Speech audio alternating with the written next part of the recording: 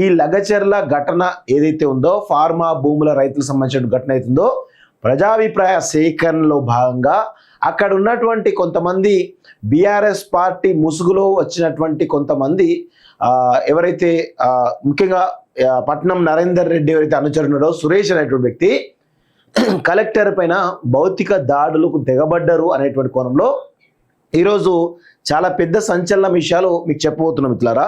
దీనిలో కేటీఆర్ ఒక్కడే కాదు, ఇంకా చాలా మంది కూడా ఉన్నారు. కేటీఆర్ పట్నం నరేందర్ రెడ్డితో పాటు మహబూబ్నగర్ జిల్లాకు చెందినటువంటి కొంతమంది కూడా ఉన్నట్టు మనకు సమాచారం వస్తూ ఉంది. వాళ్ళు కూడా అరెస్ట్ అయ్యేటువంటి అవకాశం ఉందనేది చాలా స్పష్టంగా తెలుస్తూ ఉంది. అయితే ఇక్కడ చాలా క్లియర్ కట్ విషయం ఏంటంటే లగచర్ల ఘటన ఏదైతే జరిగిందో అక్కడ వాస్తవంగా పొలిటికల్గా దాడులు జరిగితే ఎవరు పెద్దగా పట్టించుకోకపోతుండే, కానీ ఒక జిల్లా కలెక్టర్ ఈ దేశంలోనే అత్యున్నతమైనటువంటి సర్వీస్ అయినటువంటి IAS Indian administrative service officer ఏవైతుందో వికారాబాద్ జిల్లా కలెక్టర్ ప్రతీక్ జైన్ పైన, అదేవిధంగా ఆర్డీఓ పైన, ఎంఆర్ఓ పైన, అక్కడ ఉన్నటువంటి కొడంగల్ సంబంధించినటువంటి అథారిటీ ఏదైతుందో దాని చైర్మన్ పైన భౌతిక దాడులకు తెగబడి అదేవిధంగా వాళ్ళ వాహనాలు ముఖ్యంగా ప్రభుత్వ వాహనాలు ధ్వంసం చేసినటువంటి కేసులో భాగంగా సురేష్ అనేటువంటి వ్యక్తి బీఆర్ఎస్ పార్టీ నాయకుడు పట్నం నరేందర్ రెడ్డికి ప్రధానమైనటువంటి అనుచరుడు ఏవైతున్నారో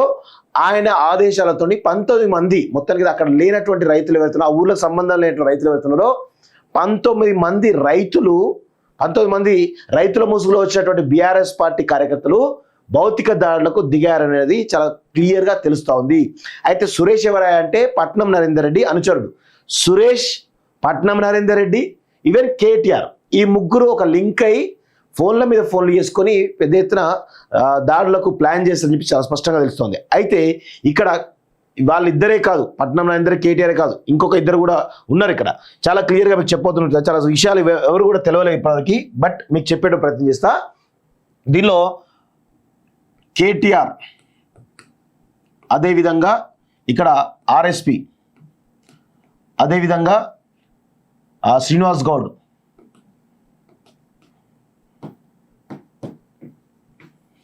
గువ్వల బాలరాజు,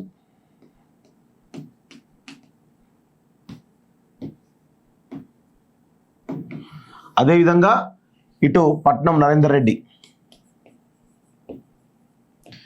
ఇంకొకరు సురేష్. ఇప్పుడు యాక్చువల్ ఎవరైతే ఉన్నారో ఆయన సురేష్. దీనిలో A1గా పట్నం నరేందర్ పెట్టడం జరిగింది, A2గా సురేష్ పెట్టడం జరిగింది. అయితే ఇక్కడ విషయం ఏందని మిత్రులారా, వీళ్ళ పేర్లు ఎందుకు వస్తా ఉన్నాయి తెరవేదిక అంటే వీళ్ళు కూడా ఈ యొక్క కలెక్టర్పై దాడి ఘటనలో వీళ్ళు కూడా బాధ్యులే. కేటీఆర్ ఇటు నరేందర్ రెడ్డికి ఇన్స్ట్రక్షన్ ఇచ్చుకుంటూ పోతూనే ఉన్నాడు. అదేవిధంగా కేటీఆర్ ఆర్ఎస్పి తోటి, కేటీఆర్ శ్రీనివాస్ గౌడ్ తోటి, కేటీఆర్ మళ్ళీ గువ్వల బాలరాజు తోటి, ఇట్లా వీళ్ళందరికీ కూడా అలర్ట్ చేసిండు.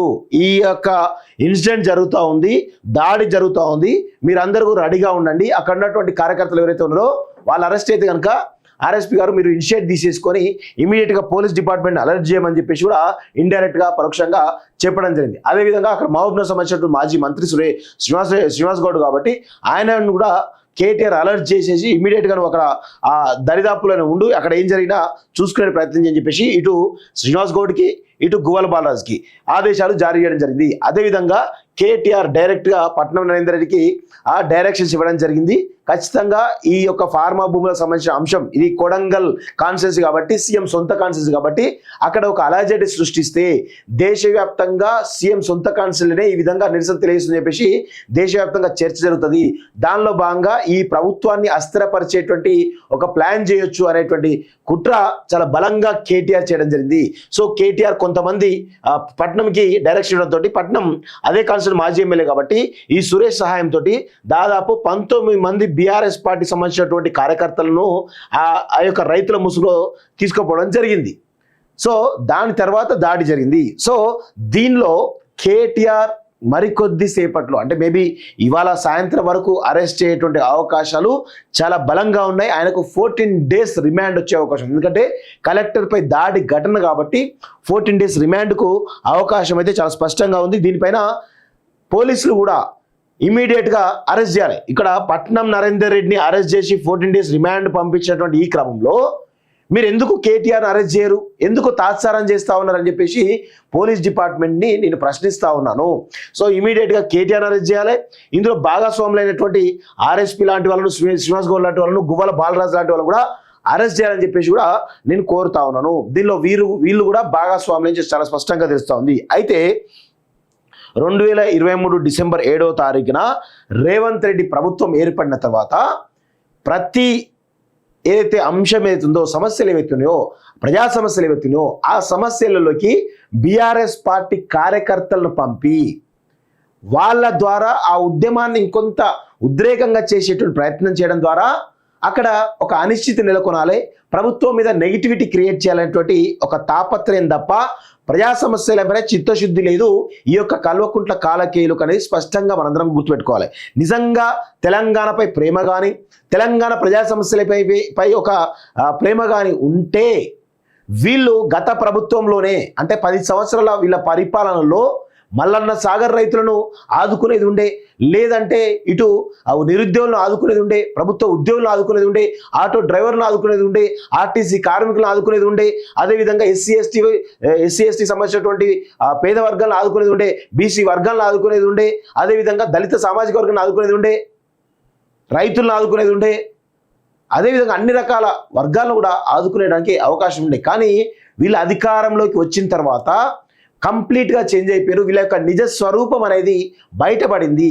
వీళ్ళు తెలంగాణ కోసం కొట్లాడలేదు, తెలంగాణలో ఉన్నటువంటి నిధులను దోచుకోవడానికి తెలంగాణ ఉద్యమం అనేటువంటి ముసుగును ధరించారు ఈ కల్వకుంట్ల కాలకేయులు అనేది తెలంగాణ ప్రజలకు స్పష్టంగా అర్థమైంది. సో దానిలో 10 సంవత్సరాల పాటు వీళ్ళందరూ కూడా దోచుకున్నారు, ఏ యొక్క ప్రజా సమస్యలు కూడా తీర్చకుండా. ఈవెన్ ఒక ప్రజాస్వామ్య హక్కు ఏదైతే ఉందో, నిరసన తెలియజేసేటువంటి హక్కును కూడా ధర్నా చౌక్ను ఎత్తేసినటువంటి దుర్మార్గులు ఈ కల్వకుంట్ల కాలకేయులు. అదేవిధంగా ఇక్కడ ఈ 11 నెలల కాలంలో నిరుద్యోగులు ఏదైతే వాళ్ళ సమస్యలపై పోరాడుతుంటే అందులోకి బీఆర్ఎస్ పార్టీ వాళ్ళను పంపి ఉద్యమాన్ని డైవర్ట్ చేసే ప్రయత్నం చేయడం జరిగింది. ప్రభుత్వ ఉద్యోగులు ఏమైనా నిరసన కార్యక్రమాలు తెలియజేసిన క్రమంలో అందులోకి వీళ్ళ కార్యకర్తలు పంపించడం జరిగింది. అదేవిధంగా దళిత బంధు ఏదైతే ఉందో దానిపైన కూడా బీఆర్ఎస్ పార్టీ కార్యకర్తలే మళ్ళీ తెర మీదకి వచ్చేసి చేస్తూ ఉన్నారు. ఆటో డ్రైవర్ల సమస్యలు అవి ఉన్నాయి. ఇలా చెప్పుకుంటూ పోతే మల్టిపుల్ ఇష్యూస్లలో బీఆర్ఎస్ పార్టీ కార్యకర్తలను ఇన్వాల్వ్ చేయడం ద్వారా ఈ యొక్క ఇష్యూను ఏం చేయాలంటే ప్రభుత్వం టేకప్ చేయకుండా ప్రభుత్వాన్ని అస్థిరపరిచేటువంటి కుట్రలు కావచ్చు, ప్రభుత్వం పైన నెగిటివిటీ ఇచ్చేటువంటి కుట్రలు కావచ్చు చేయడానికి కేటీఆర్ చాలా పెద్ద ఎత్తున కుట్రలు చేస్తూ ఉన్నాడు అనేది చాలా స్పష్టంగా అర్థమవుతుంది. దీనికి ఉదాహరణ మేము మొదటి నుంచి కూడా మొత్తుకుంటా ఉన్నాం, దాదాపు 6 నెలల నుంచి మొత్తుకుంటా ఉన్నాను. కేటీఆర్ ఈ ప్రభుత్వాన్ని అస్థిరపరిచేటువంటి కుట్రలు చేస్తూ ఉన్నాడు. బీఆర్ఎస్ పార్టీ ముసుగులో వీళ్ళందరూ పెద్ద ఎత్తున వస్తూ ఉన్నటువంటి వీళ్ళందరూ కూడా ఎవరైతే వస్తూ ఉన్నారో వాళ్ళందరినీ కూడా బీఆర్ఎస్ పార్టీ ఒక స్క్రిప్ట్ ఇచ్చి రెడీ చేస్తూ ఉంది. ఈవెన్ వాళ్ళ మీడియా పింక్ మీడియా తయారు చేసుకున్నారు. కొంతమంది యూట్యూబ్ ఛానల్ వాళ్ళ యొక్క మీడియాలు 2-3 ఉన్నాయి కదా, వీళ్ళన్నింటినీ కూడా తయారు చేసుకోవాలి. పత్రిక నమస్తే తెలంగాణ వీళ్ళన్నింటినీ కూడా కోఆర్డినేట్ చేసుకుంటూ ఒక టీంని పెట్టేసి ఒక అంశాన్ని ప్రజల్లోకి తీసుకెళ్ళడానికి వ్యవస్థలన్నింటినీ కూడా ఒక కృత్రిమమైనటువంటి ఉద్యమాన్ని సృష్టించడానికి కేటీఆర్ ప్రయత్నాలు చేస్తున్న చాలా స్పష్టంగా తెలుస్తూ ఉంది. సో దీనిలో ఈ యొక్క ఘటనలో కేటీఆర్ చాలా డైరెక్ట్గా ఇన్వాల్వ్ అయిండు. కేటీఆర్ ఆదేశాలతోటి పట్నం నరేందర్ రెడ్డి డైరెక్షన్లో ఈ దాడి జరిగిందని చాలా స్పష్టంగా తెలుస్తూ ఉంది. దీనిలో కేటీఆర్ని ఇమ్మీడియట్గా అరెస్ట్ చేయమని చెప్పేసి కూడా మేము డిమాండ్ చేస్తూ ఉన్నాం. అదేవిధంగా వీళ్ళందరూ ఎవరైతే ఇన్వాల్వ్ అయ్యారో వాళ్ళని కూడా అరెస్ట్ చేయాలని చెప్పేసి కూడా డిమాండ్ చేస్తూ ఉన్నాం.